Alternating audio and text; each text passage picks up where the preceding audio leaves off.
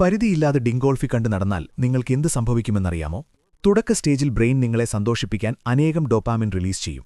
അതായത് നല്ല ഫുഡ് കഴിക്കുമ്പോഴോ വിജയം കൈവരിക്കുമ്പോഴോ ബോഡി റിലീസ് ചെയ്യുന്ന സെയിം കെമിക്കൽ. പെട്ടെന്നൊരളവിലധികം കിട്ടിയ ഈ ഫീലിംഗ് നമ്മുടെ ബ്രെയിൻ ഓർത്തുവയ്ക്കും. ശേഷം ഇതേ ഡോപാമിനു വേണ്ടി ബ്രെയിൻ വീണ്ടും കൊതിക്കും. നിങ്ങൾ പേജുകൾ തോറും മതിവരാതെ പെരിയും. ഈ സമയം നിങ്ങൾക്ക് സാധാരണ ഡോപാമിൻ ഹിറ്റ് നൽകിയിരുന്ന കാര്യങ്ങൾ ബോറായി തോന്നും. Habit formation stage.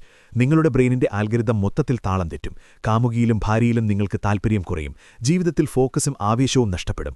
ദൃശ്യവിസ്മയത്തിൽ മാത്രം ആനന്ദം കണ്ടെത്തുന്ന നിങ്ങളുടെ ഡോപാമിൻ സിസ്റ്റം അവിടെ തകരുന്നു. അടുത്തത് അഡിക്ഷൻ സ്റ്റേജ്. നിങ്ങളുടെ കൺട്രോൾ നഷ്ടപ്പെട്ട് കൂടുതൽ ഫാന്റസി കഥകൾക്ക് വേണ്ടി നിങ്ങളുടെ കൈകൾ തിരിയും. ഒരുപക്ഷെ താൽപ്പര്യം ഇല്ലായെങ്കിലും ഡിങ്കോൾഫിക്കായി മനസ്സ് നിങ്ങളെ പുഷ് ചെയ്തുകൊണ്ടിരിക്കും. തുടർന്ന് ഡേഞ്ചർ സ്റ്റേജ്.